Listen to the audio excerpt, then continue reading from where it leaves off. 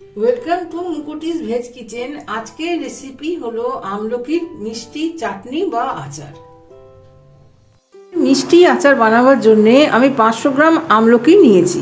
একটা স্টিমারে আমি জল ফুটতে দিয়েছি। এর মধ্যে আমি আমলকিগুলোকে 10 মিনিটের জন্য স্টিম করে নেব।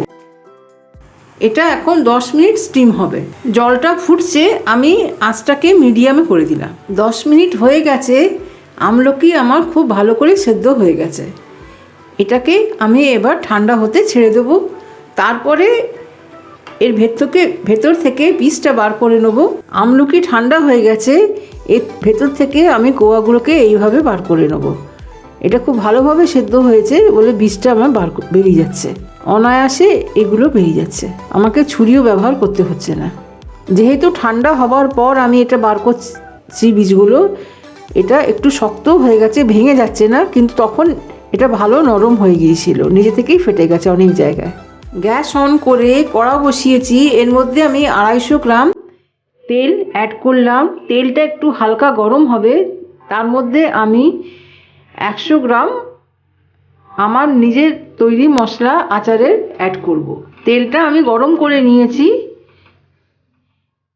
এর মধ্যে আমি 100 গ্রাম মশলা দিয়ে দিলাম। এর মধ্যে আমি আমলকিটাও অ্যাড করে দেবো।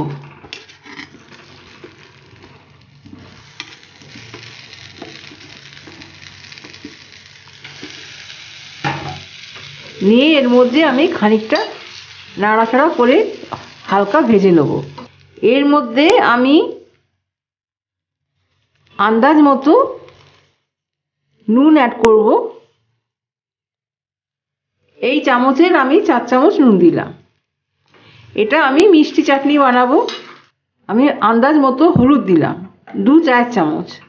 আচারে নুন এবং হলুদটা খুব প্রয়োজনীয়। রঙের জন্যে আমি 2-4 চামচ লাল কাশ্মীরি লঙ্কা দেব। এতে আমি 500 গ্রাম গুড় অ্যাড করব। গুড়গুলোকে আমি ছোট ছোট পিস করে ভেঙে নিয়েছি, এর মধ্যে আমি দিয়ে দেবো। আপনি গ্রেট করেও দিতে পারেন। এতে কিন্তু কোথাও একটু জল নেই, সব বাসন আমার একেবারে শুকনো পোঁচা।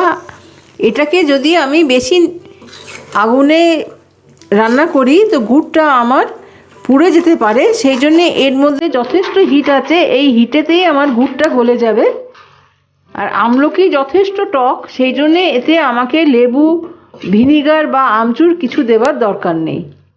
এতে আমি একটুও ঝাল দেব না। চাইলে একটু গোলমরিচ দেওয়া যেতে পারে, কিন্তু ঝাল দিলে বাচ্চারা খেতে পছন্দ করবে না, সেই জন্যে এতে আমি ঝাল দেব না।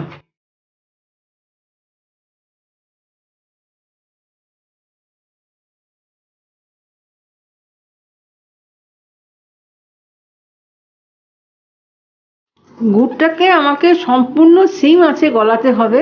আঁচ বেশি হলেই আমার গুড়টা পুড়ে যাওয়ার চান্স থাকতে পারে।